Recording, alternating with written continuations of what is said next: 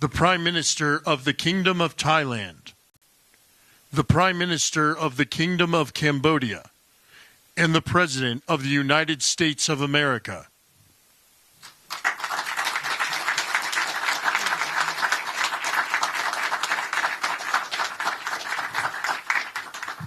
Well, this is so exciting because we did something that a lot of people said couldn't be done, and we saved maybe millions of lives on this one peace deal itself. And I'll tell you what makes me so happy is the two countries we're dealing with, and the third that helped so much. I appreciate so much.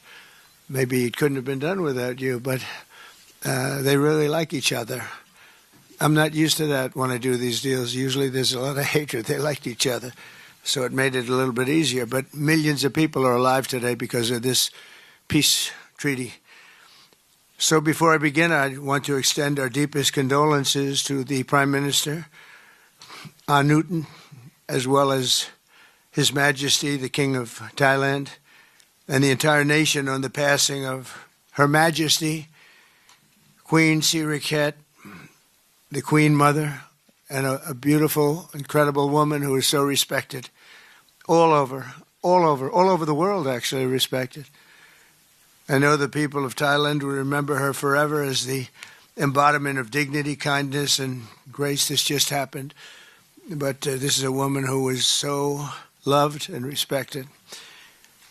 Today we honor the memory by bringing the blessing of peace to the nation she dearly loved. She loved this nation like few people love their nations. This is a momentous day for all of the people of Southeast Asia as we sign a historic agreement to end the military conflict between Cambodia and Thailand. And we're so honored to be involved in that. It's so important to me. Two great countries, but they were going at it. I want to congratulate the two courageous leaders, and that's what they are. They were courageous, who are taking this monumental step. Prime Minister Hun Manet and Prime Minister Newton. I also want to thank Prime Minister Anwar of Malaysia. I called him right at the beginning, and I said, you have two countries that are fighting right next to you. We need a third place. We need a sort of a neutral place, right? And he was there, and I said to him, if we get this solved, I'm coming to your country. And I told the truth, didn't I? A lot of times they say that, and that's the last you ever see. But I felt I had an obligation to come because you were so great, and the two men alongside of you are so great. Historic figures now, really historic figures. So I felt it was an obligation I had. I told it to you. That was about a year ago. And all of this has taken place. It's been so beautiful to see. It had started, and there was a lot of killing, and then when we got it stopped very quickly. In this case, some we did in 32 years. It took 32 years to get them stopped. They were fighting for a long time. This was very nasty, but it was stopped very quickly before it started. And the two leaders have great respect for each other. But the Prime Minister played a very important role in helping convene the two sides for discussions here in Kuala Lumpur. Earlier this year, an armed clash broke out along the border of these two countries, really ancient countries by most standards. They've been long time, tremendous cultures, resulting in numerous deaths and thousands and thousands of people displaced from their homes. It was starting. Because of America's strong commitment to stability and peace in this region and every region where we can do it, my administration immediately began working to prevent the conflict from escalating. I held phone calls with both leaders. I was actually at Turnberry in Scotland when I did this. And we had a lot of phone calls, the three of us and then the four of us. We had a lot of phone calls. It was a beautiful day. I remember how beautiful it was. Turnberry is a great place, but I said, this is much more important than playing around the golf. So we sat there all day long making phone calls, and it was amazing the way it came together very quickly. I mean, really very quickly. You caused me very good entertainment. I could have had a lot of fun, but this is much more fun for me than anything having to do with almost anything, because you're saving people and saving countries. But ask them to choose the path of prosperity and peace over needless bloodshed and war. At the end of July, after extremely productive discussions, we reached a ceasefire agreement. And now these gentlemen, and they really are gentlemen, high-quality people, both went to college in the United States, and now these gentlemen are about to sign what we're calling the Kuala Lumpur Peace Accords. Good name. Both countries are agreeing to cease all hostilities and work to build good neighborly relationships, which have already started. 18 Cambodian prisoners of war will be released, and under this agreement, observers from ASEAN countries, including Malaysia, will be deployed to make sure that the peace prevails and endures. I have no doubt that it will. We have another situation like that right now in the Middle East, and Gaza. You might have read a little bit about Gaza, and that's another one we're very proud of. But we have a lot of people watching that. A lot of people. I think this is a much different kind of a thing. The two countries are getting along really well. Today, alongside this peace treaty, we also are signing a major trade deal with Cambodia and a very important critical minerals agreement with Thailand. The United States will have a robust commerce and cooperation transactions, lots of them, with both nations as long as they live in peace. And I really feel that when we make deals, we see two countries that we do a lot of business with. We do a lot of business with both of them. We have to use that business to make sure they don't get into wars. But this is going to be a very long peace. So as you know, this is one of 8 wars that my administration has ended in just 8 months. We're averaging one a month. There is only one left, although I heard that Pakistan and Afghanistan have started up, but I'll get that solved very quickly. I know them both, and the Pakistan, the Field Marshal and the Prime Minister are great people, and I have no doubt we're going to get that done quickly. That one started up a few days ago. And I just feel it's something I can do. I do it nicely. I don't need to do it, I guess, but if I can take time and save millions of lives, that's really a great thing. I can't think of anything better to do. But the 8 wars that my administration has ended in just 8 months, there's never been anything like that. Never. There never will be either. I can't think of any president that ever solved one war. I don't think anybody. They start wars, they don't solve them.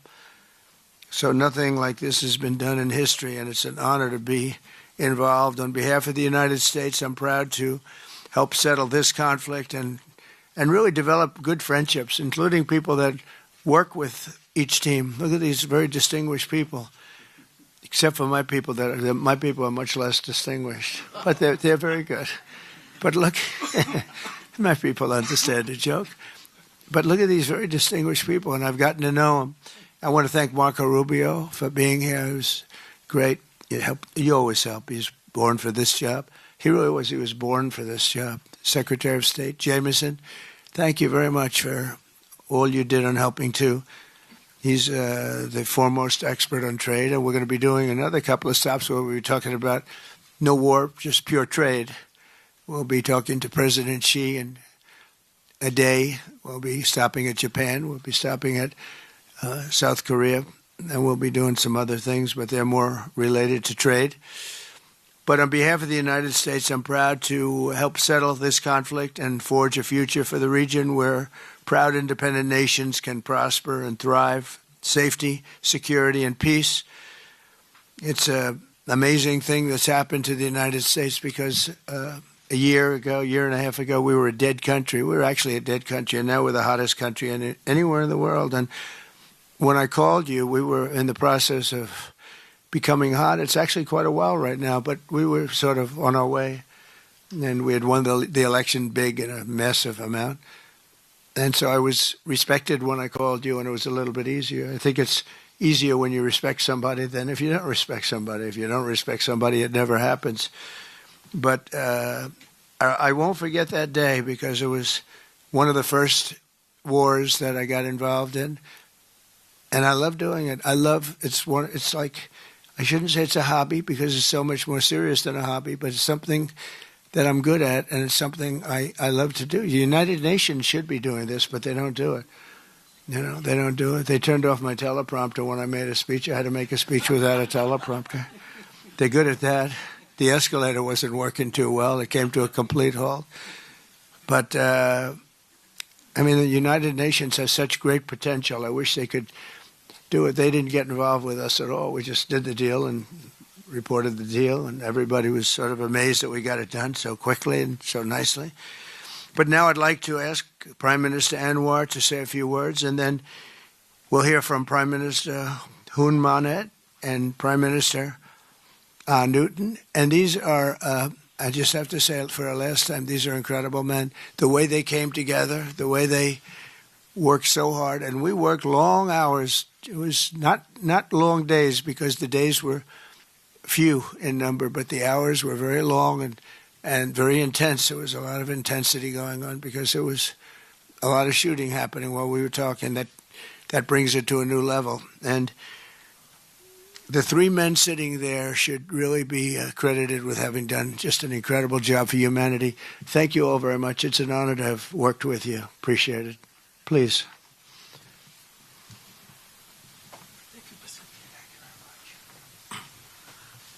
Thank you, President Donald J. Trump, for giving us this honor. And on behalf, of course, Malaysia and our colleagues in ASEAN, I must thank you for your concern, for your empathy, and for your commitment to support this peace deal. When I first received your call, and then urging me to do more in supporting our initiative, and you personally did call both Prime Ministers to urge for a speedy peace settlement, I would say a great thank you. And we, of course, admire your tenacity, your courage, because the world needs leaders who promote peace strongly. And to achieve that, you have to break some rules, as you did today.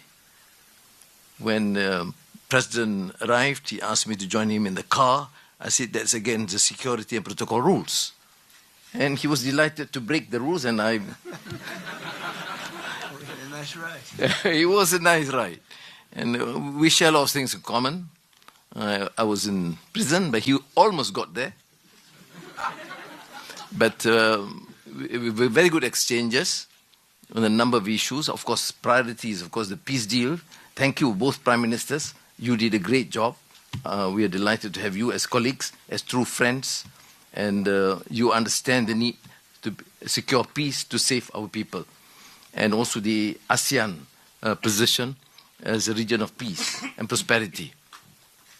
And I must also share with you here that I took the opportunity, full opportunity, without Secretary Rubio knowing this, exploring other issues too, and thank the President for his effort to secure peace in many parts of the world, including Gaza, and urging him to remain focused and ensure that there's a comprehensive peace that the world requires. And I am delighted, truly, President, to hear from you personally how determined you are to ensure that peace is achieved in the most intractable areas, almost impossible. But you did it, and we have shown our support and call on the United States in particular to continue this with the support of many, not only neighbors, but the part of the world. But I must also take this opportunity to thank Secretary Rubio, Jamison, and Ambassador Kagan, because they were very helpful. I mean, you didn't say that, but I must say that, because they were extremely helpful in ensuring that you come here. I mean, I wasn't sure when you said to me, yes, Prime Minister Anwar, I'm coming. Well, I'm not sure, because, you know, I deal with a lot of politicians. But you are an exception. Thank you, Mr. Donald Trump. Thank you very much again.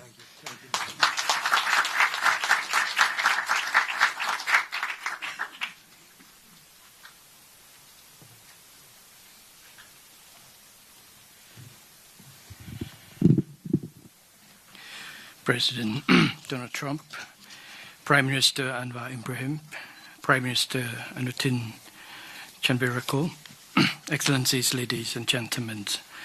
Today marks a historic moment, profound significance for Cambodia and Thailand, a day that reaffirms our shared conviction that peace is always possible when nations have the courage and wisdom to pursue it together.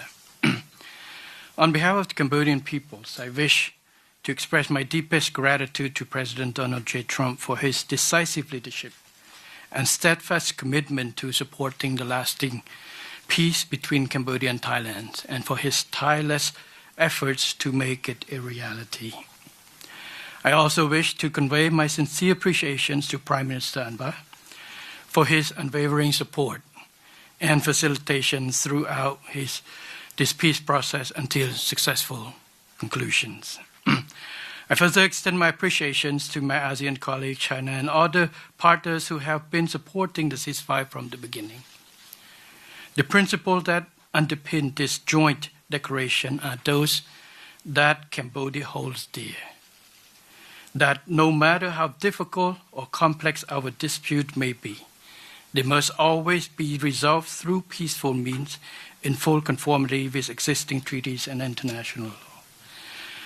Cambodia reaffirms a strong commitment to fully and faithfully implementing these joint declarations and to continuing to work closely with Thailand and all our partners to ensure that this peace endures and brings tangible benefit to our peoples.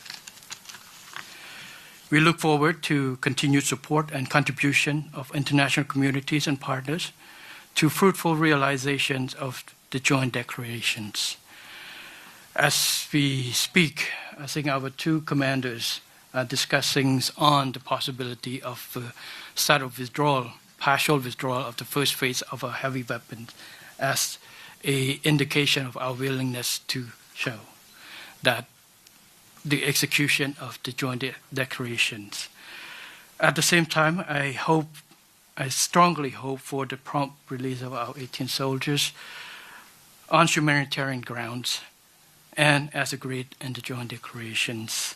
Finally, recognizing your unwavering dedications and resolute effort to promote peace, and not only between Cambodia and Thailand, but also among other nations. And reflecting the gratitude of the Cambodian peoples, I have nominated President Donald J. Trump for the Nobel Peace Prize. And he,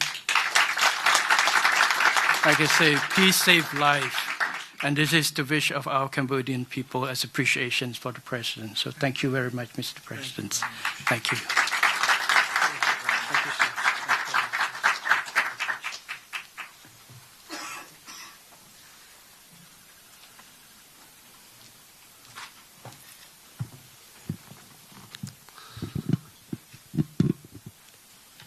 President Trump, Prime Minister Anwar, Prime Minister Hun Manet, Excellencies, distinguished colleagues, today marks a new chapter for Thailand and Cambodia. Today we take a concrete step towards peace. I would like to thank Prime Minister Anwar Ibrahim for the leadership as ASEAN Chair and your strong efforts in upholding ASEAN unity. And I also wish to express my sincere appreciation to President Donald J. Trump for your personal dedication to peace between our two countries. And in addition, I thank so much for the kind words of condolences that the President has given to our country on the great loss of our beloved Queen Mother. It means a lot to Thai people. We have come a long way since agreeing to the ceasefire here in Malaysia on 28th of July. The discussions since then have led to this important outcome, which is the signing of our joint declaration today. And I have to thank Prime Minister Hun Manet for his cooperation and support that led us to this moment. Thailand stands for peace, This declaration reflects our will to resolve differences peacefully, in full respect of sovereignty and territorial integrity. This declaration, if fully implemented, will provide the building blocks for a lasting peace. But more importantly, it will begin the process of mending our ties. Our border communities have been divided by conflict, and innocent civilians have suffered immense losses. This declaration places a firm responsibility on our two parties to act.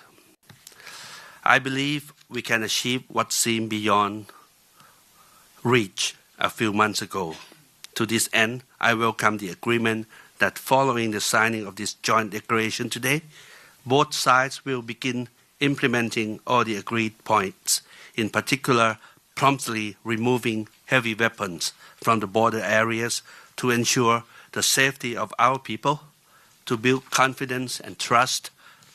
And Thailand will also begin the process of releasing the 18 detained Cambodian soldiers.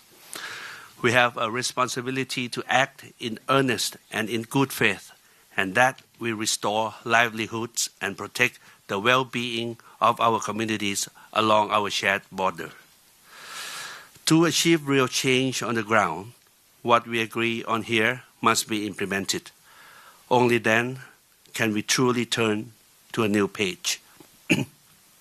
Only then can we assure that our people's security and safety. Only then can we achieve real peace. This is what our people expect of us, and this is what they deserve. Peace with dignity.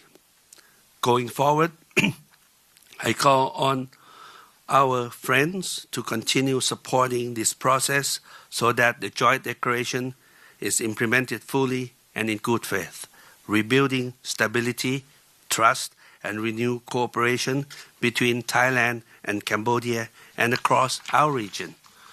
I am also pleased that today we announced the joint statement on the framework for a U.S.-Thailand agreement on reciprocal trade, which I hope will facilitate our negotiations on tariffs for conclusion by end of this year.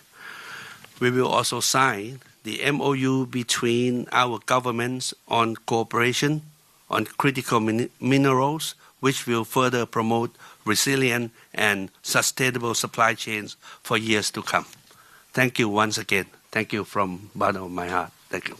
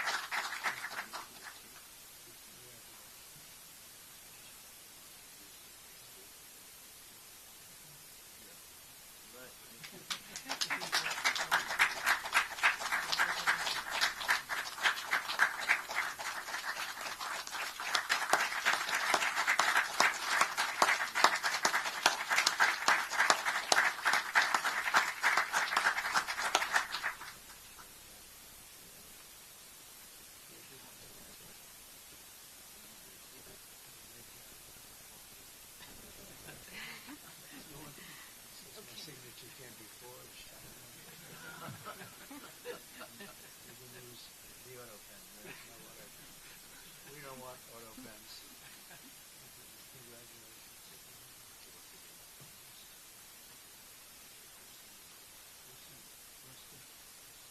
Thank you very much, everybody. We have additional agreements, Mr. President.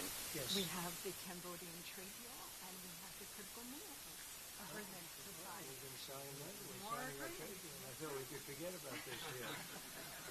They make a very good deal. This is the Cambodian trade deal, Mr. President.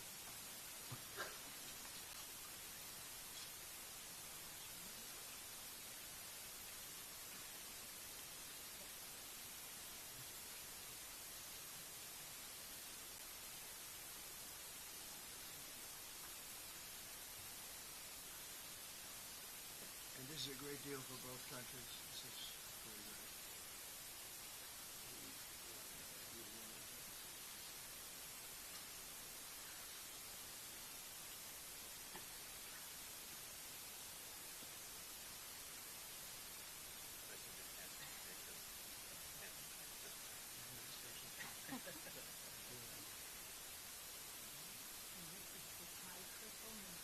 Okay.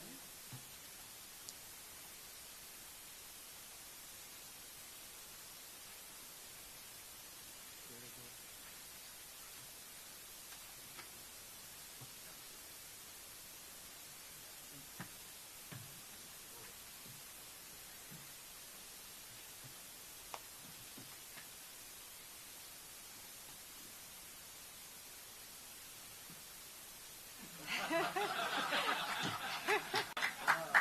That's a good move.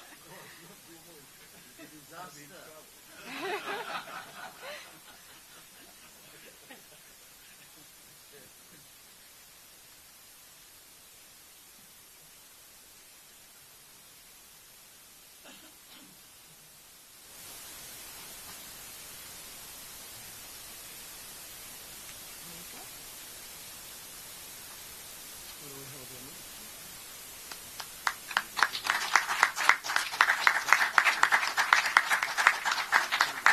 Go ahead. Let's hold it. All of them together.